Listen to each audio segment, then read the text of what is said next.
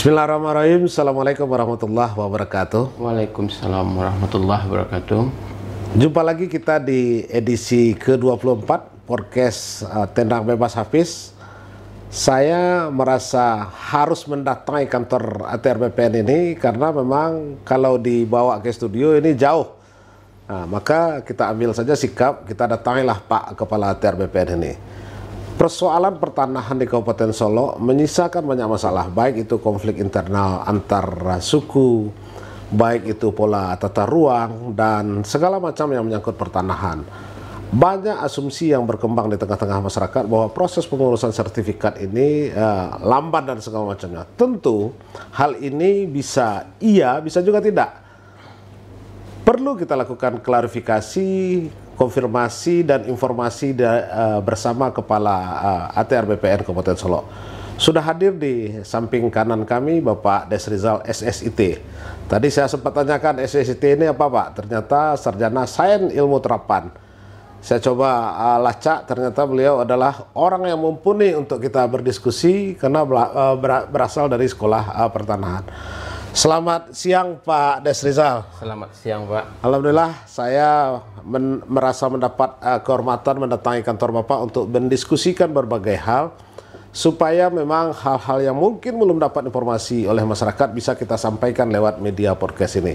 Pertama Pak, terkait dengan persoalan pengurusan sertifikat. Nah, ini kan banyak macam yang muncul asumsi di masyarakat. Silakan mungkin coba uraikan satu persatu Pak, sehingga memang ini bisa menyentuh lapisan masyarakat. Baik Pak, mungkin dalam kesempatan ini kami mengucapkan terima kasih atas kesempatan bisa hadir di kantor kami dalam rangka podcast pada kegiatan hari ini, dan juga mungkin ini merupakan jembatan kami menyampaikan informasi ke masyarakat Kabupaten Solo. Mungkin ada beberapa hal yang belum sampai selama ini yang sosialisasi kami. Mungkin dengan media ini mudah-mudahan dapat menambah informasi kita ke masyarakat mengenai pendaftaran tanah sertifikat, khususnya di Sumatera Barat dan terlebih kita di Kabupaten Solo. Tentu ada beberapa tipe tanah yang ada sama kita, baik itu tanah ulayat, tanah ulayat nagari, tanah ulayat suku, tanah ulayat kaum, dan juga mungkin ada tanah ulayat rajung. Termasuk tanah pemerintah mungkin Pak? Nah, di samping itu juga mungkin ada tanah yang itu tanah pusako. Tanah pusako ya? Nah, tanah yang telah kami sebutkan tadi itu mungkin kami anggap tanah pusako tinggi. Nah, di samping itu juga ada tanah negara, itu tanah-tanah instansi pemerintah. Kemudian juga ada tanah pusako randa, itu tanah-tanah yang telah terjadi peralihan. Ya, bisa juga transaksi jual beli ya Pak? Ya, jual beli, hibah, tukar menukar, pemberian dan lain-lain. Nah itu, itulah yang memang menjadi lokus kita di BPN khususnya untuk kita daftarkan. Nah itu mungkin yang titik berat bagaimana status tanah tadi Pak. Ya. Nah kemudian mungkin dari status tanah itu baru kita bisa mengerucut lagi jenis dokumen apa yang disiapkan. Ya, ini yang paling penting yang harus sampaikan masyarakat ini Pak. Nah itu. Mungkin bisa dilanjutkan Pak soal dokumennya Pak. Kalau dokumen yang wajib itu seperti permohonan itu wajib. Kemudian ada surat persetujuan dan pemasangan tanda batas. Ya. Nah, itu wajib. Artinya dokumen ini kita siapkan dari awal. Kemudian ada surat penguasaan fisik bidang tanah. Artinya memang tanah ini kita kuasai dan kita kelola dengan baik. Kemudian ada surat keterangan wali nagari, karena kita di Sumatera Barat ini adalah di Kabupaten Solo ini berbentuk nagari. Pengganti desa ya Pak? Pengganti desa atau kelurahan dahulunya. Ini ada surat keterangan wali nagari yang menyatakan bahwa objek tanah ini berada di wilayah administrasi nagari tersebut. Kemudian yang tidak kalah penting adalah tanah ulayat ini adanya silsilah keturunan atau ranji kita. Ranji di Sumatera Barat. Nah ini memang yang menjadi titik tumpu bagi kita untuk meng-cross check apakah memang calon dari pemegang hak ini merupakan suatu kaum atau suatu tatanan hukum adat. Nah disinilah kita melihat dari siapa asal usulnya, dari mana asal usul tanah, kemudian siapa nanti yang turunan beliau, apakah anak atau ke samping kakak, adik atau ahli warisnya siapa. Nah, di sini kita bisa melihat di ranji atau silsilah keturunan. Kemudian memang ketika masyarakat sudah selesai menyelesaikan persoalan surat menyuratnya, ada ranjinya, ada penguasaan sebidang tanahnya, penguasaan fisik sebidang tanahnya, dan segala macam administrasi. Pertanyaan yang berikutnya, apakah memang ke ATR BPN terlebih dahulu atau ke notarisnya terlebih dahulu? Ini kan menjadi yang memang perlu pencerahan ini Pak soal ini. Tentu kita berharap seluruh masyarakat mereka sendiri yang datang ke kantor BPN.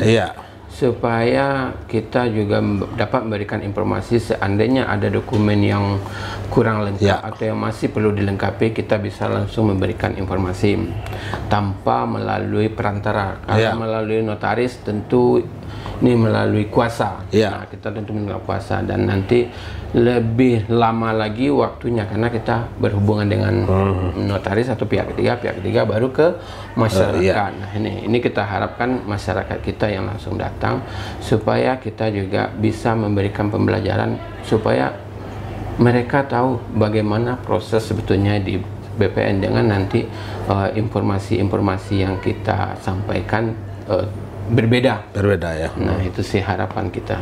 Tapi secara aturannya kan ada juga masyarakat yang malas ini. Ya udah kita selesaikan ini, minta tolong bantu aja ke notaris. Kan bisa jadi seperti itu, Pak. Ya, memang bisa, Pak. Artinya kita tidak menutup kemungkinan bisa diberikan kuasa kepada pihak ketiga. Nah, apakah itu ke notaris atau mungkin bisa jadi ke saudara atau siapa yang bisa berhubungan, karena memang masyarakat ini ada yang berada di lokasi tanah, posisinya agak jauh, ada gitu juga kan? Yang tidak rentau, atau tentu mungkin memberikan kuasa kepada saudaranya dari kampung, mungkin itu bisa. Ketika sudah didaftarkan, Pak, BPN ini posisinya di mana lagi, Pak? Mau surveinya atau segala macamnya, Pak? Mungkin bisa lebih dikonkretkan, Pak. Setelah bidang tanah ini kita daftarkan, tentu ada kewajiban, Pak. Nah, nanti calon pemegang hak atau pemohon itu datang ke loket pendaftaran untuk didaftar. Setelah itu mereka akan diberi 2 dokumen.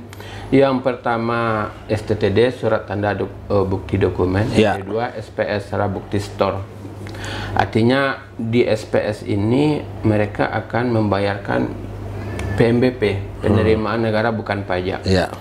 Setelah dibayarkan, nah ini barulah berkasnya bisa berjalan sesuai bagaimana alur yang ada di BPN. Nah, nanti setelah ini kita akan lakukan jadwal kegiatan pengukuran. Nanti mungkin di petugas kami mungkin bisa berkoordinasi dengan masyarakat kapan waktu yang kita tentukan untuk turun ke lapang melakukan kegiatan pengumpulan data fisik atau pengukurannya. Nah, harapan kami tentu sebelum didaftar, tentu yang tadi intinya, Pak, surat pemasangan tanah batas dan persetujuan batas, karena memang batas bidang tanah ini kita agak sedikit masih ada kelalaian dari masyarakat kita untuk memasang tanda batas. Padahal tanda batas ini merupakan salah satu hal yang wajib dan juga untuk menghindari konflik sebetulnya. Jadi jangan nanti pada waktu beralih batas sepadan ini, beralih termakanlah tanah orang lain. Nah, atau kita yang makan atau orang lain yang makan tanah kita. Nah, inilah yang kita coba antisipasi dari awal. Nah, itu sih salah satu poin bagaimana pemasang tanda batas ini memang perlu dilaksanakan. Nah, itu sih. Nah, ketika memang proses pengukuran sudah selesai, saya ingin kejar ini sampai lahirnya sertifikat ini, Pak. Nggak apa-apa ya? Siap. Selesai proses pengukuran, apa lagi nih? Kerja BPN-nya atau masyarakatnya, Pak? Itu tugas BPN, teman-teman akan melakukan pengolahan data fisiknya sesuai data yang dikumpulkan di lapangan, dan juga akan mengolah dengan data-data yang ada di kantor pertanahan. Nah, setelah ini selesai semua, akan terbitlah satu dokumen namanya peta bidang tanah. Peta bidang tanah peta bidang tanah. Nah, peta bidang tanah inilah yang menjadikan salah satu nanti untuk didaftarkan lagi. Artinya masyarakat akan dimohonkan lagi untuk pendaftaran permohonan panitia. Nah, di situ setelah didaftar dibayar lagi, ada PMBP, Pak. Nah, itu tergantung luas dan bentuk bidang tanah. Nah, setelah termasuk NJOP-nya di sana itu. NJOP belum, Pak? Belum ya? Belum. Karena kita di untuk tanah ulayat kan kita tidak dikenakan NJOP. Oh iya, iya. Nah, itu jadi setelah didaftar nanti tim panitia A turun di kantor, ada namanya panitia A. Ini akan memeriksa lagi bidang tanah tersebut sesuai dengan dokumen awal yang dilampirkan dan juga hasil pengukuran peta bidang, apakah memang bentuk bidangnya sama, patoknya ada, tetangganya sama, nah segala macamnya. Kalau selesai nanti baru dilakukan pengumuman. Nah, pengumuman ini untuk memberikan informasi ke khalayak ramai supaya mengetahui bahwa di suatu daerah bidang tanah itu akan dilakukan pendaftaran tanah atau proses pensertifikatan tanah. Ini lamanya kurang 30 hari. Ya, biasanya saya sering lihat ini nih Pak, ini di tempat-tempat strategis justru dipasang di kantor wali segala macamnya. Mungkin ini targetnya untuk menghindarkan supaya memang tidak terjadi dualisme mungkin ya. Atau ada gugatan. Ini untuk memberikan informasi tadi supaya masyarakat lebih banyak yang tahu bahwa nanti di suatu daerah atas nama ini objeknya di situ akan dalam proses pembuatan sertifikat. Nah, seandainya masyarakat merasa ada yang keberatan, nah silakan saja mengajukan surat keberatan. Surat keberatan ke ATR BPN. Ya, ke ATR BPN. Nah, itu sih prosesnya. Nah, setelah pengumuman selesai, tidak ada gugatan, tidak ada sanggahan, tidak ada sengketa, ini akan kita daftarkan untuk pendaftaran haknya lagi. Artinya didaftarkan pendaftaran hak, habis itu kita terbitkan sertifikat. Iya, iya. Nah, inilah prosesnya, Pak. Artinya bagaimana proses alur dari pendaftaran tanah yang dari tanah ulayat tadi. Dari keterangan rinci yang Bapak sampaikan tadi, itu kan ada proses awal, proses pertengahan, pengumuman, sampai lahirnya sertifikat. Kalau kita hitung hari kerja kalender, berapa hari kira-kira itu Pak? Prediksinya Pak? Prediksi kalau semua clear and clean, artinya seluruh dokumen tidak ada permasalahan, karena ini bisa makan waktu sampai 3 sampai 4 bulan. 3 sampai 4 bulan maksimal lah ya, 4 bulan maksimal ya. Karena memang kita perlu berapa kali ke lapangan, ada uji petik, dan kemudian memang ada sidang panitia, pengumpulan data fisik, data yuridis. Nah, ini juga perlu nanti penjelasan atau cross-check di kantor mengenai dokumen-dokumen yang lain. Nah, ini perlu. Cuma memang ada juga yang terkendala seandainya memang kita perlu dokumen tambahan, Pak. Nah, ini memang perlu kita waktu yang memang kita koordinasi lagi dengan di luar instansi PPN. Salah satu contoh mungkin ya, seandainya berada di daerah pinggiran danau atau sungai, ini memang kita koordinasi dengan WWS. Ini perlu. Nah, inilah kadang-kadang waktu yang memang di luar ekspektasi. Artinya kita berkoordinasi surat menyurat dengan WWS. Kemudian nanti seandainya berada di daerah pinggiran atau kena kawasan hutan, kita juga berkoordinasi dengan KLHK. Nah, inilah memang yang kadang-kadang waktu tadi itu bisa molor dari 3 sampai 4 bulan yang kemungkinan bisa kita tindak lanjuti sih. Nah, masyarakat Kabupaten Solok jika memang ingin mengurus sertifikat dan tidak ada persoalan, maka sudah ada statement dari Kepala ATR BPN itu paling lama 4 bulan. Tetapi kalau ada persoalan, nah ini lain cerita, tergantung konfliknya, apakah memang konfliknya meluas, pakai lawyer atau pakai kuasa hukum dan segala macamnya. Baik, makasih Pak informasinya. Kemudian yang kedua Pak, ini terkait dengan mungkin tadi saya sedikit ketawa nih Pak, terkait dengan kawasan sempadan danau. Mungkin Bapak tahu saya ketua pansus danau di atas kemarin itu. Itu rata-rata sudah punya izin semua itu, sudah punya sertifikat semua itu Pak. Ya, memang kita perlu sedikit memahami juga Pak. Artinya memang di sempadan ini juga ada hak-hak yang memang perlu dilindungi. Iya, benar. Karena kalau kita melihat di kondisi sebetulnya memang secara tidak langsung pengakuan dari masyarakat itu tanah ulayat, tapi ada hak-hak yang memang tidak sampai kita juga sampai sertifikat ke daerah batas pinggir danau. Tentu memang ada yang harus kita berikan space walaupun pemanfaatannya dimanfaatkan, cuma tentu untuk dokumen haknya perlu kita batasi juga, mungkin itu sih. Dan ini perlu koordinasi bukan hanya dengan tim WWF, tentu mungkin koordinasi dengan pemerintah. Bagaimana nanti kita lihat hari ini di pemilik villa, homestay dan segala macam yang ada di pinggiran sempadan danau itu, Pak Bupati kemarin kita berikan apresiasi dan rasa hormat kita beliau karena sudah memberikan SP1 itu Pak, surat peringatan. Karena memang ini soal ekosistem. Soal ekosistem, soal keasrian danau, dan tentu saja yang tidak kalah penting adalah soal air danau itu digunakan untuk minum kurang lebih 4.000 masyarakat. Tentu ini mesti dijaga. Peranan semua lintas sektoral menjadi penting, termasuk mungkin ATR BPN. Kemudian Pak, kita beralih sedikit Pak. Ya sudahlah, pansus itu kita berikan kesempatan kepada pemerintah daerah untuk bekerja karena sudah kita rekomendasikan di paripurna. Ini kan sering terjadi nih Pak, konflik lahan ini. Ada kadang-kadang ada dualisme, kadang apa segala macamnya. Ini pola penanganannya di BPN seperti apa kira-kira Pak?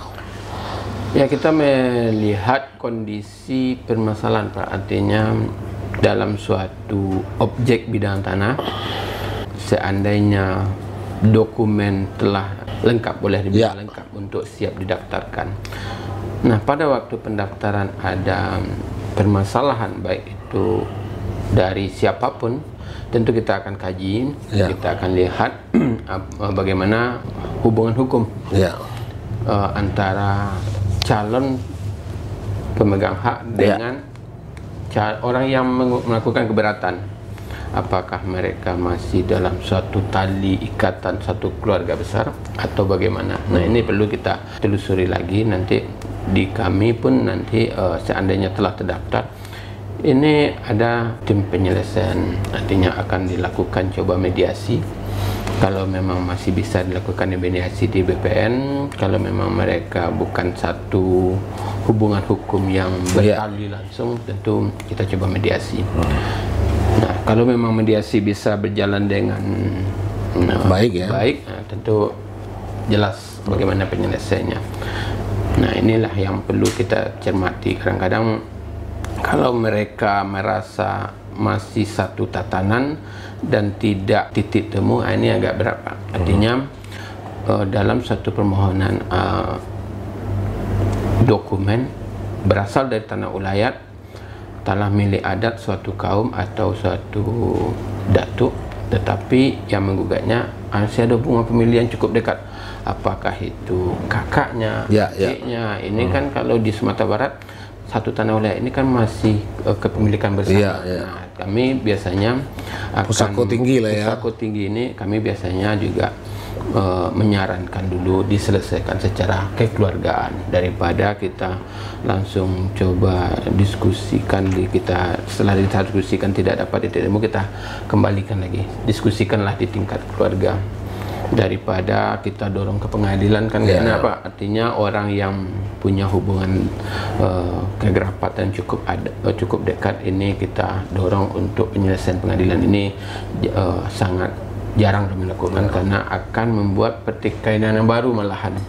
Nah, kami menyarankan di tingkat kekeluargaan, di situ kan kita menganut ado mamaknya yang akan menyelesaikan. Nah, mungkin lebih pasnya nanti diselesaikanlah di tingkat sukunya ya, di tingkat keluarga keluarga. Mungkin itu yang poin-poinnya yang kami coba tindak lanjuti. Saya sedikit agak nakal bertanya ini Pak. Mungkin bukan di zaman Bapak ini, di zaman-zaman sebelumnya ya kan. Biasanya kan tidak jarang kita dapatkan 2 sertifikat di objek yang sama Pak. Ini bagaimana penanganan kasusnya ini Pak? Di BPN itu mungkin ada, artinya terbit sertifikat, boleh dibilang kalau kami overlap lah. Overlap ya. Tumpang tindih, baik itu sebagian kecil maupun sebagian besar. Menemukan itu tentu kita akan telaah, kita akan kaji, kita akan diskusikan sama teman-teman apa dasar dari perolehan atau pendaftaran awal. Nah, memang tadi saya sampaikan ada banyak hal, bisa jadi ada faktor dari BPN sendiri. Kelalaiannya ya, kekilafan ya. Tumpang tindihnya tadi ya? Tumpang tindihnya tadi, karena memang bisa jadi sertifikat ini sertifikat lama yang belum ada data digitalnya sama kami. Nah, kemudian muncullah sertifikat baru yang kadang-kadang yang tidak habis pikir, yang membuat sertifikat baru ini adalah anggota keluarga itu sendiri. Apakah anaknya, apakah keponakannya. Nah, ini mempunyai hubungan hukum. Karena kita di Sumatera Barat ini kalau tanah wilayah itu pasti dia sekitar situ mempunyai kekerabatan hubungan hukum. Apakah mamanya, apakah anaknya, apa. Nah, ini yang sering terjadi. Nah, tentu penyelesaiannya kita coba berharap bagaimana dari mereka juga nanti berperan aktif untuk bisa kita bersama-sama menyelesaikan apakah memang nanti kita akan lakukan bagaimana tindak lanjut, nak kita matikan atau mereka melepaskan salah satu haknya, atau kita bagaimana nanti, tergantung kondisi-kondisi yang ada nantinya. Ya. Kemudian memang kan ini tidak bisa lepas ini, kadang-kadang karena satu tidak puas, kemudian yang tidak puas tentu BPN berada pada posisi yang dilema ini Pak. Akhirnya salah satu atau kedua-duanya membawa ini ke pengadilan negeri untuk diperdatakan. Posisi BPN kalau kita tidak salah itu hadir sebagai mewakili negara. Kira-kira seperti apa itu Pak? Ya, memang kalau sertifikat telah terbit keduanya, tentu BPN karena lembaga yang mengeluarkan produk tersebut tentu berdiri di tengah Pak. Tidak memihak sertifikat A, sertifikat B yang terbit duluan yang mana, tidak. Tentu kita juga mengacu kepada dokumen. Nah, memang nanti dari hasil sidang pengadilan nanti yang memang bagaimana hasilnya, BPN tentu akan menindaklanjuti seandainya putusan tersebut telah ingkrah dan mempunyai kekuatan hukum tetap. Nah, itu nanti kita akan tindaklanjuti bagaimana proses dari atau bagaimana ending terakhir dari putusan pengadilan. Kita beralih sedikit Pak, tapi masih soal ini. Ini kan kalau kita lihat ini di daerah-daerah yang produktif mulai tumbuh ekonominya, kan tidak jarang terjadi perubahan pola ruang, tata ruang itu. Yang awalnya itu adalah kawasan pertanian, ternyata kemudian berubah menjadi kawasan wisata, kemudian berdiri villa, homestay, dan segala macamnya. Ini mungkin perlu pemahaman, karena memang kalau kita bicara soal Kabupaten Solok, kita tidak bisa lepaskan wisatanya dari selatan hari ini. Ada kawasan-kawasan pertanian yang berubah menjadi kawasan villa dan homestay. Ini bagaimana mungkin penyelesaiannya Pak? Kalau untuk pemanfaatan ruang ini banyak leading sektor sih Pak yang terkait. Salah satunya juga BPN, karena di situ pola ruang bagaimana apa tadi disampaikan. Yang dahulunya daerah lahan pertanian, tentu ada juga dinas pertanian, dan sekarang jadi pariwisata, tentu ada juga dinas pariwisata. Bagaimana AMDAL lingkungan juga masuk di situ, dan juga ada tata ruang, bagaimana pemanfaatan ruang dari pemerintah daerah dan juga dari BPN sendiri. Nah, tentu ini perlu kajian-kajian bagaimana kita melakukan suatu hal kebersamaan. Artinya kita jangan sampai di suatu daerah itu melanggar pola ruang. Karena bagaimanapun juga pola ruang juga merupakan suatu batasan yang harus kita angkat juga, supaya nanti tidak terjadinya perubahan yang cukup signifikan di suatu daerah tersebut. Nah, jadi pola ruang tadi juga kalau di BPN malahan dijadikan panglima nih Pak. Artinya jangan sampai kita yang lahan memang lahan pertanian yang khusus, apalagi di era pimpinan pemerintah kita sekarang Pak Presiden Pak Prabowo, itu mencanangkan lahan pertanian ini memang untuk ketahanan pangan ketahanan pangan masyarakat ini dipertahankan.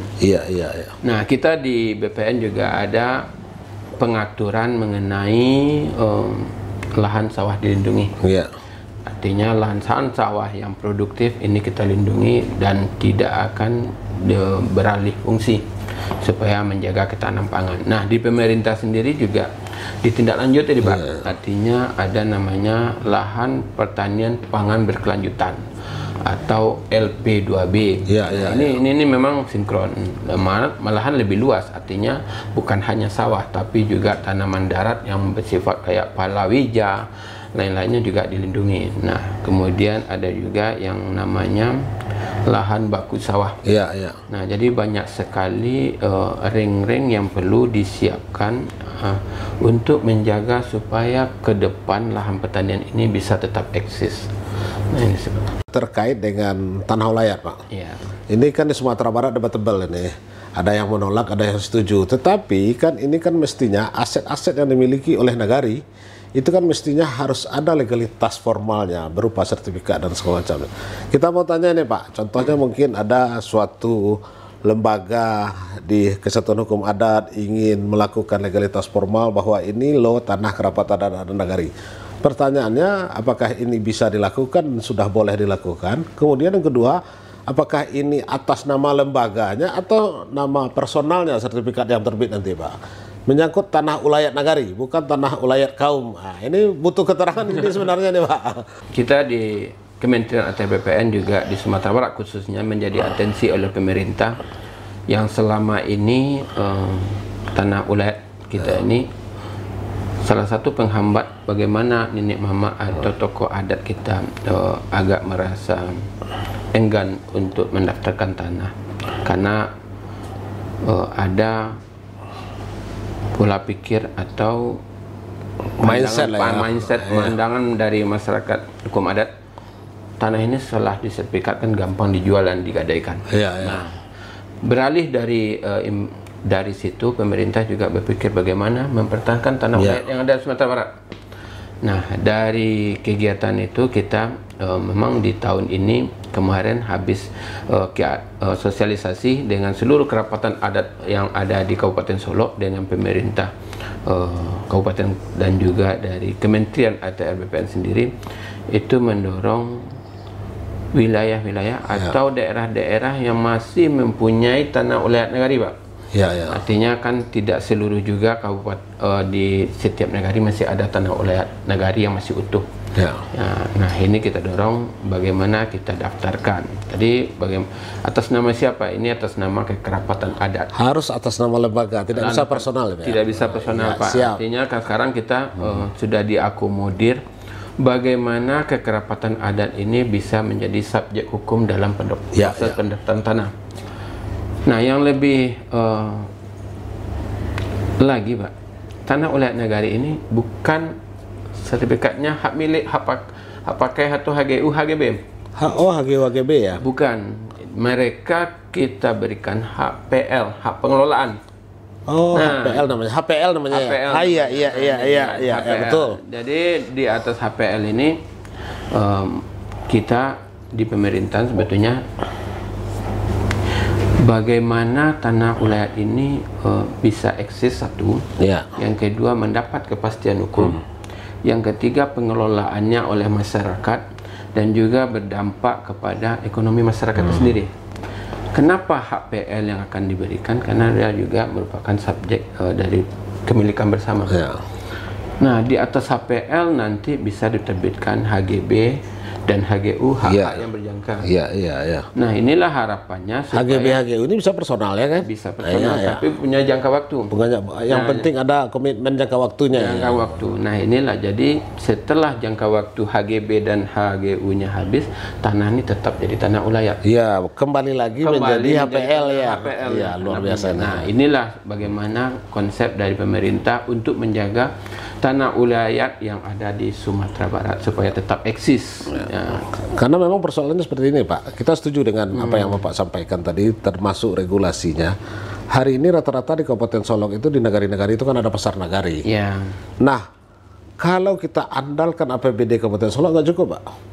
Maka salah satunya mungkin bisa saja mendatangkan investor dan segala macamnya. Salah satu syarat dari orang yang mau invest di sana adalah adanya legalitas formalnya. Sekarang sudah ada solusi namanya HPL ya, Pak. Hak pengelolaan. Terakhir ini, Pak, ini diskusi yang luar biasa ini. Terakhir ini mengenai program ini, Pak. Program PTSL ini masih ada atau dulu apa namanya program bikin tanah gratis ini? Prona. Prona ini masih ada programnya nih, Pak. Ya, memang di tahun 2017 kita di BPN itu yang dahulunya pernah di 2017 kita beralih menjadi PTSL atau pendaftaran tanah sistematis lengkap.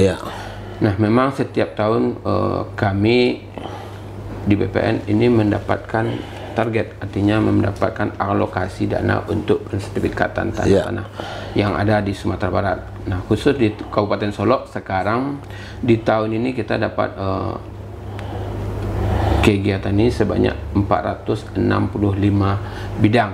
Nah, untuk 2025 ini? Untuk 2025 memang kita akui karena mungkin animo masyarakat kita telah tahu juga manfaat sertifikat, dan memang untuk dokumennya telah kita sudah lengkap yang 450. Jadi pasti berlebih sebenarnya. Sebetulnya masih berlebih. Tapi kota kita dikit ya. Tapi kota kita yang memang dibatasi karena juga kita tahu efisiensi anggaran di tahun 2025 ini cukup besar juga. Nah, jadi mudah-mudahan dengan adanya informasi ini juga masyarakat lebih berkembang lagi. Dan di tahun-tahun berikutnya atau tahun 2026 masih ada alokasi dana untuk kementerian yang bisa menopang kegiatan pendaftaran tanah sistematis lengkap untuk masyarakat. Itu sih. Baik, makasih Pak. Saya kira ini akan banyak lagi pertanyaan, tapi tadi para tim kreator ini sudah bilang nih waktunya dibatasi setengah jam. Ya udah lewat sedikit, nanti pandai-pandai lah. Baik, makasih banyak Pak. Kita tutup dengan kesimpulan. Demikian diskusi kita dengan Kepala ATR BPN Pak Des Rizal SST Kabupaten Solo. Alhamdulillah ada beberapa kesimpulan, pencerahan dan pengayaan yang kita dapat. Yang pertama ini terkait pengurusan sertifikat tanah. Bisa langsung ke pertanahan. Langsung datang ke kantor dengan catatan ada syarat-syarat yang mesti dipenuhi yang sudah beliau sampaikan. Kemudian yang kedua terkait dengan perubahan tata ruang. Tentu kita berharap bukan hanya ini menjadi beban dan kerja dari ATR BPN, tapi ini adalah lintas sektoral. Ada peranan pemerintah daerah dan ada peranan dinas-dinas yang ada di pemerintah daerah. Kemudian yang ketiga tentu saja hal yang menggembirakan, ini bukan saja informasi ini buat masyarakat, tetapi juga untuk pemangku kepentingan-kepentingan adat. Ternyata tanah-tanah ulayat nagari sudah bisa kita lakukan HPL, hak pengelolaan lahan. Ini tentu menjadi sebuah harapan baru, menjadi sebuah ekspektasi bagi kita untuk terus berkembang. Ketika ini sudah mempunyai legalitasnya, tentu pada akhirnya ekonomi akan tumbuh di sana dan segala macamnya. Saya kira itu saja. Jangan lupa like, subscribe dan follow YouTube dari Tenang Bebas Hafiz.